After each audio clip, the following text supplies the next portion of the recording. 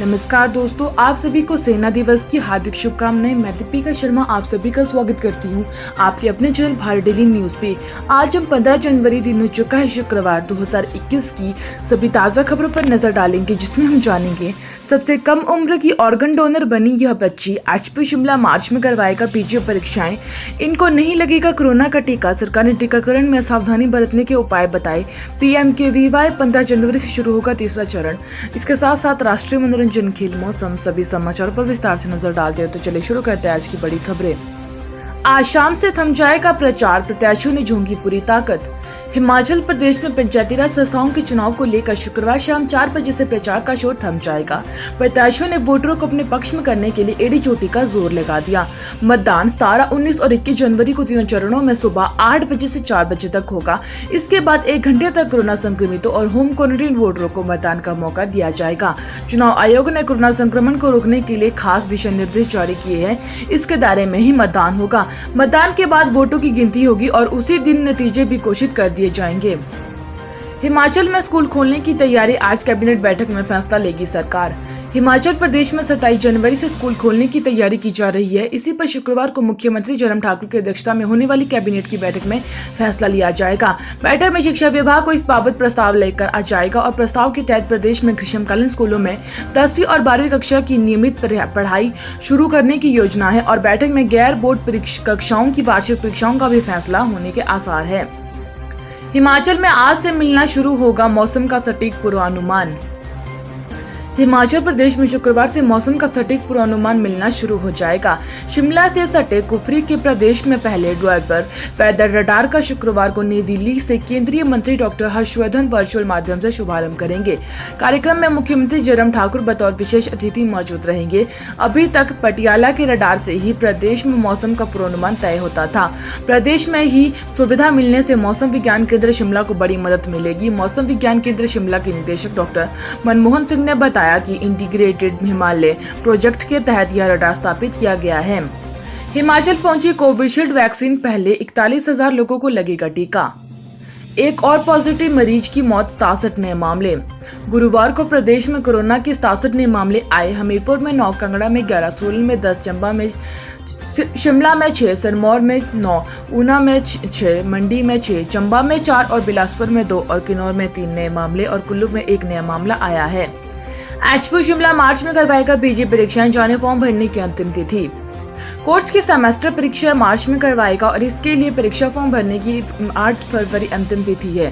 परीक्षा फॉर्म भरने की प्रक्रिया शुरू कर दी गई है और अंतिम तिथि के बाद भरे जाने वाले फॉर्म में नियमों के तहत लेट फीस ली जाएगी। परीक्षा फॉर्म भरे जाने की जारी अधिसूचना के मुताबिक PG degree, diploma course, LLB, MTA, MYICTA और BHM और BLLB और कोर्स के पहले, तीसरे, 5वें, 7वें, 9वें सेमेस्टर की रेगुलर और दूसरे, चौथे, छठे, 8वें सेमेस्टर की री अपेयर परीक्षाओं के लिए 8 फरवरी तक ऑनलाइन और ऑफलाइन परीक्षा फॉर्म भरे जाने हैं। छात्रों को इसकी हार्ड कॉपी विश्वविद्यालय में जमा करवानी होगी।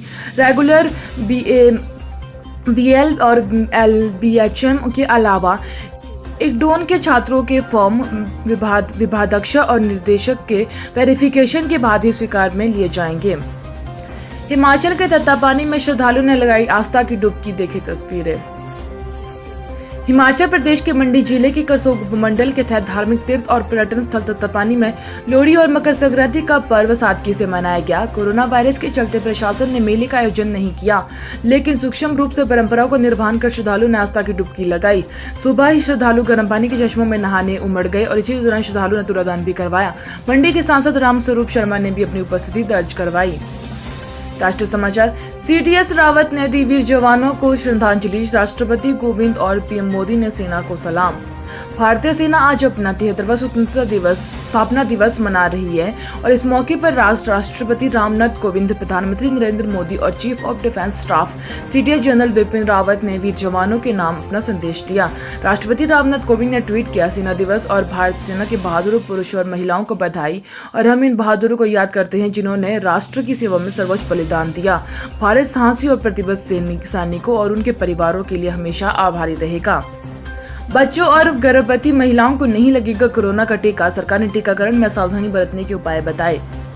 केंद्र सरकार ने राज्यों से कहा कि बच्चों और गर्भवती और स्तनपान करा रही महिलाओं को कोरोना का टीका न लगाया जाए।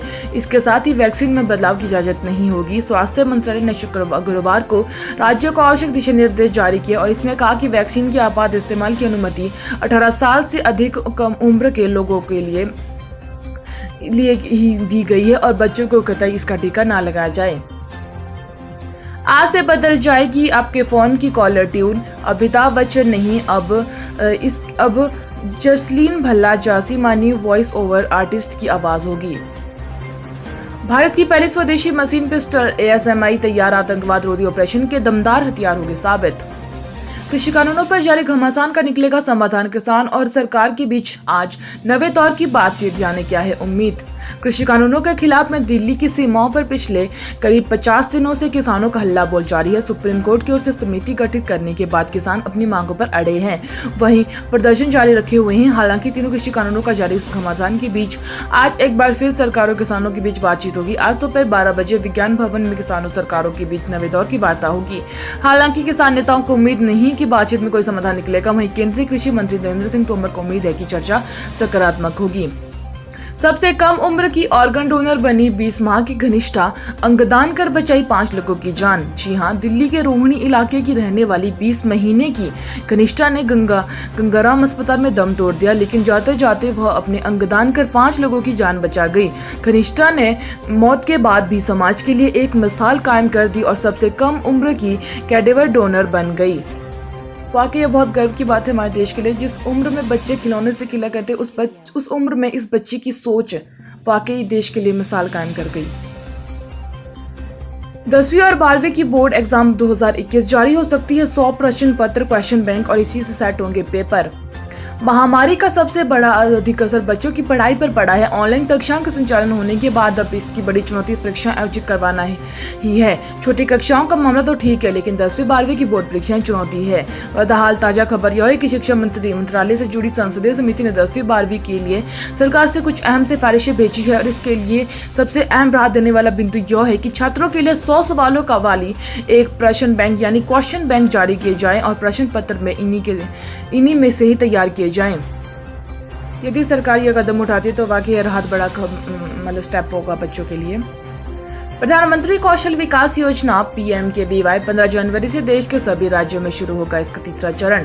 प्रधानमंत्री कौशल विकास योजना PMKVY का तीसरा चरण देश के सभी राज्यों में करीब 600 जिलों में शुक्रवार से शुरू होगा। कौशल विकास और उद्यमिता मंत्रालय द्वारा जारी की गई विज्ञप्ति में बताया गया कि इस चरण में कोरोना से जुड़े कौशल विकास पर फोकस होगा। मंत्रालय के मुताबिक स्किल इंडिया मिशन PMKVY 3.0 के तहत 2020-21 के योजना काल में 8 लाख लोगों को प्रशिक्षित करने का लक्ष्य है, जिसके लिए 948.90 करोड़ रुपए का आवंटन किया गया है। खेल समाचार। ब्रिस्बेन टेस्ट ऑस्ट्रेलिया का तीसरा विकेट गिरा। डेब्यू टेस्ट में वॉशिंगटन को पहली सफलता, स्मिथ को पवेलियन भेजा। तो वहीं बात करें कोरोना अपडेट की, कुल मामले 1,05,28,508 है। एक्टिव है 2,10,106 है। रिकवर हो चुके हैं 1,01,62,082 है। डेथ हो चुकी 1,51,654 है। तो यही थी आज की डेली अपडेट। उम्मीद है आपको वीडियो अच्छी लगेगी। मेरे चैनल को लाइक, शेयर और सब्सक्राइब जरूर कर लीजिएगा। वीडियो देखने के लिए सभी का धन्यवाद। कल होगी आपसे फिर मुलाकात, तब तक के लिए धन्यवाद।